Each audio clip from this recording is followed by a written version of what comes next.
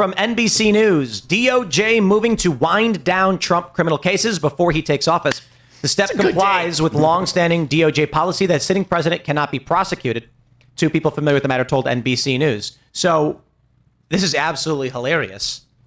Trump's going to fire these people. I have to imagine. What do you think Trump does when he walks in to the DOJ and there's a guy standing there holding the "I'm prosecuting Trump" file? You think Trump's going to be like, "It's okay, we're all good, just stop and then you can keep your job," or is he going to be like, "You out"? Well, remember with Comey, like he left Comey, and he is the one thing about Trump. I keep saying this over at the Daily Wire. They keep yelling at me for saying it because they don't actually believe it. He is really smart, and he learns things, and he changes over time with what he learns.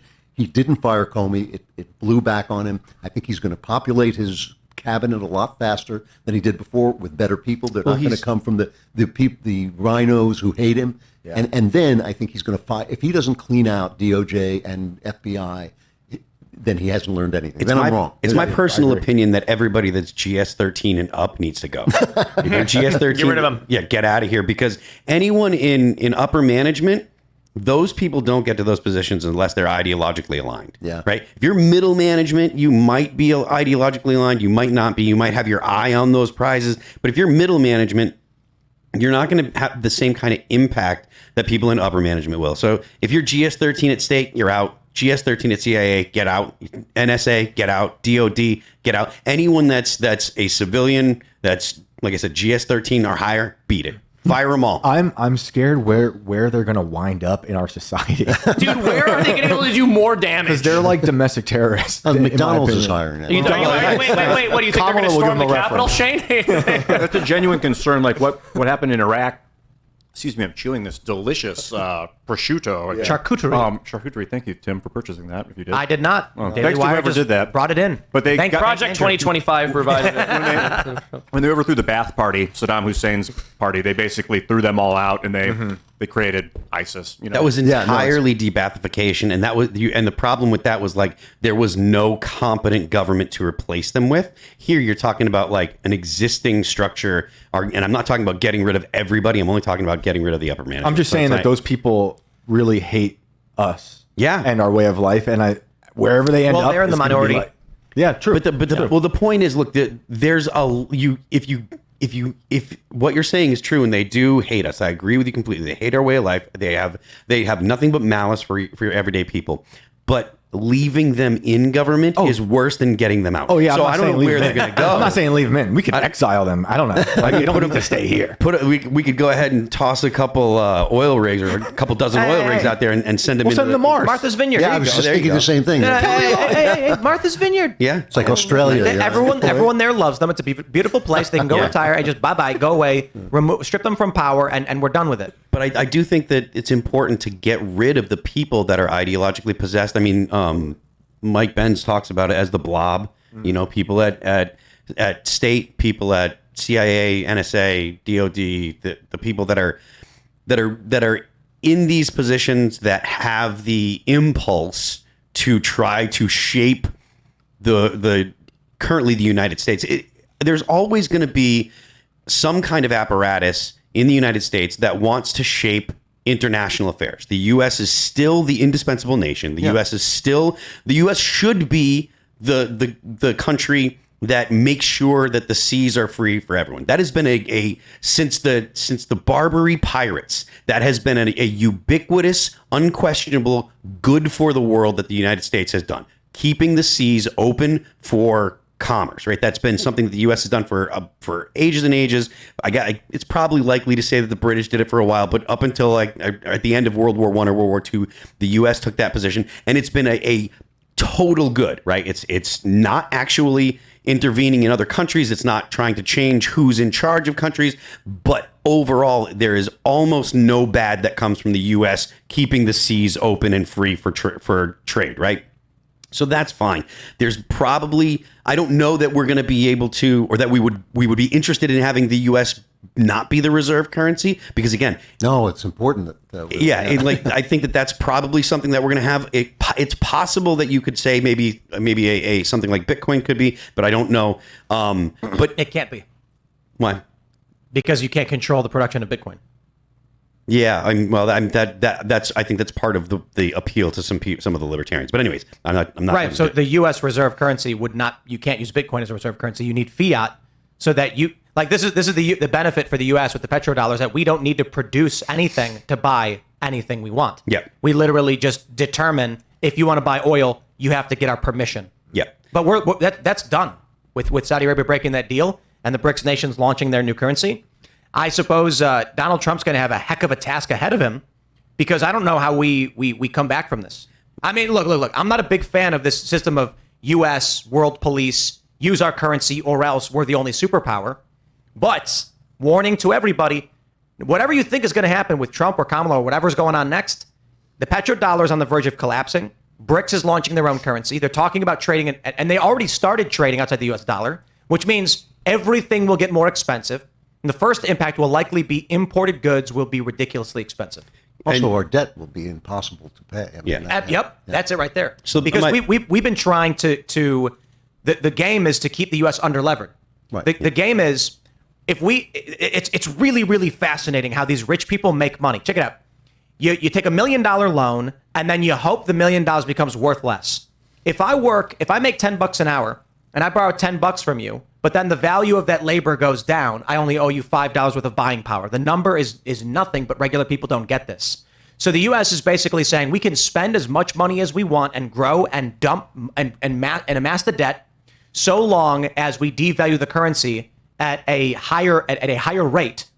So that way, when we have to pay back labor, we have more supply of labor than we took in the first place. It's a ridiculous system, and it's going to implode, especially now with the petrodollar going away. So, and if that does happen, then we're looking at a situation where the United States no longer will be the indispensable nation, and that power vacuum will be filled by someone, and it's not going to be filled.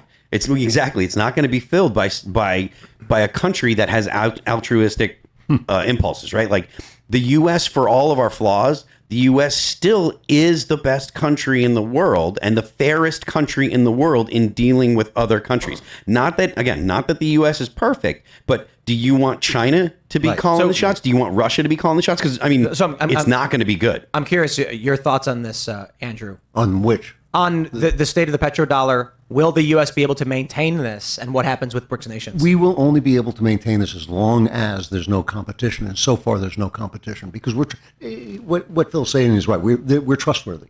You know, it used to be. No, we are. I mean, if you come here and invest and your money makes money, we give you the money that your money made. If you put your money into China and your money makes money, you never see it again. Property rights are important. Well, property rights are important. The reason we have fracking and no one else has fracking is because when you own property here, you own it right down into the ground. Not in China. Not in England.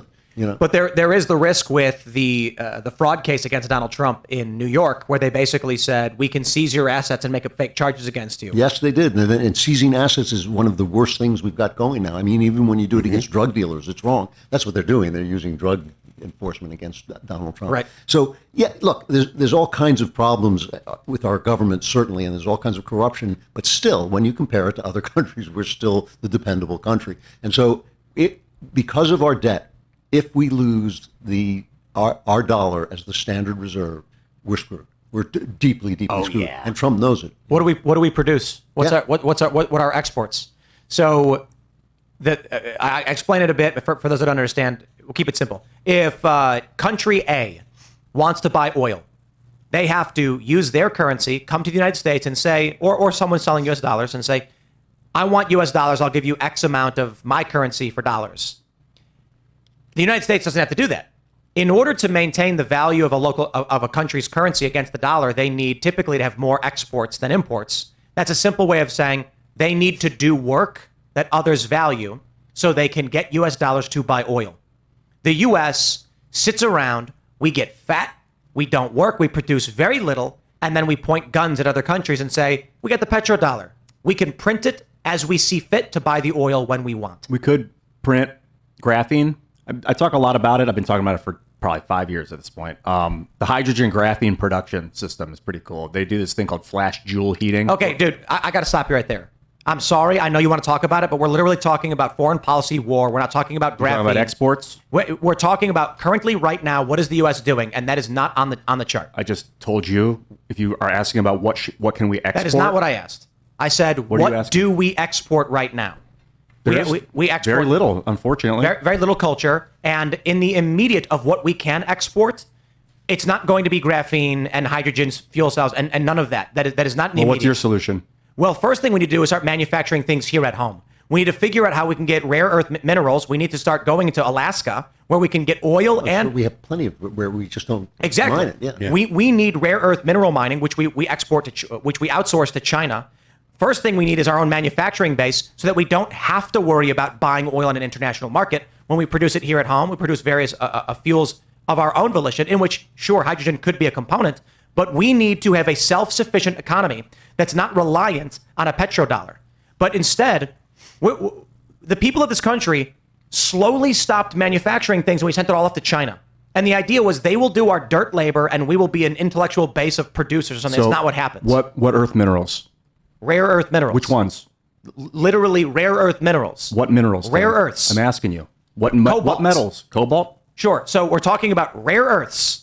I'm just asking for specifics. I gave you a couple of chemicals that we could start making. Graphene is not a component of base structure of infrastructure in the United States. You can put it in roads, you can make buildings with it. And it's not something that any sane and rational person is going to be sitting here saying, what can we do? They're going to be saying we need fuel in the immediate, which is oil, coal, and that's typically it. Those are natural gas, and those are that's methane. Coal is the principal producer of electricity in this country. I think coal is what do you remember? It's like 40 some odd. You're burning the all of it is. It's the steam energy. But it's energy return on energy invested. So with coal, you can generate more heat than which creates steam, which more than other materials. Nuclear has the highest energy return on energy invested. So once we get a nuclear plant going, that makes sense. But the question is, what is the labor force of the United States? What will sustain our economy and allow growth and development in this country? Right now, we export very little. If we don't have a petrodollar system, we better start drilling right now. And I think the first thing we do is we go to Alaska, which is a massive, massive area of natural resources that are untapped. Because, we had the conversation with Jack Posobiec and Daniel Turner. Rich people see it as their playground, and they don't want to use it. Instead, they want to go to Afghanistan to get cobalt. To your point, Tim, like once they start approving new licenses to drill into places like Anwar and stuff like that, that's going to affect the futures market, right? And then the price of fuel goes down in the future because on the futures market, and that will affect like the global price of oil, doesn't it? Is my thinking correct? Sure. Yeah. That means that like if you just start signaling to oil companies that you're going to do those things, you're going to see a fairly fast return on your initiative by the price of oil going down, and that turns into the price of everything going down. Because we've talked about that on the show. Everything is transported with fuel, and the cost of fuel is built into the cost of everything, and it's one of the most easily manipulated price costs, right? You can't change the cost of 18-wheelers. You can't change what you pay, your drivers very quickly. Like those kind of things take time to change. The cost of a fleet, the cost of upkeep, the cost of maintenance and stuff like that. But the cost of actual fuel, if you can drop the cost of fuel by $1 a gallon, that's real savings when you're using, 50,000 gallons in a month, and that translates to real savings to the customer. The problem is we're talking about two different systems that are in conflict. It's not true that we don't produce anything or export anything. We actually export ideas and creativity. We have Silicon Valley, which is massively creative and creates all kinds of, all sorts of things come out of America that are intellectual property. It is true that we try to move our manufacturing into other countries to get cheaper labor because we have unions and rules and things that they don't have. And that was the benefit was supposed to be now you have an iPhone that's affordable because it's being made by slaves in China. Basically a suicide factory. Now the problem with that is we have a workforce, our people who are out of work. And that's a different way of looking at things. One idea is we're one global community, and we're all going to just put different things in different places where they all go well. And the other is, no, America first. First, we have to make sure our people are working, and that's the problem. Is it your sense that tariffs can actually help affect that? Because when people think of tariffs, they think oh, well, there's going to be tariffs on everything. It's going to be a blanket thing that happens to everything. And so every price goes up. But we already have tariffs on stuff. Like there's tariffs that exist now, right? And so is it possible to use tariffs to affect the prices and as to make it cheaper? If you use them, you can only use them for a little while because ultimately we pay for everything, right? You're going to pay it's a tax. It becomes a tax. Yeah. So Decision Desk has finally called Arizona. That's it. Trump 312. I think that means Ben Shapiro was right. Yep. Wow. Yep. I was also right. I think Ben had 316 because he thought New Hampshire might be in play. But this is, 95% what he had projected, 312 for Donald Trump. So there it is, ladies and gentlemen. Yeah. Thanks for checking out this clip from Timcast IRL. Make sure to watch the show live Monday through Friday at 8 p.m. Subscribe to this channel, and we will see you all there.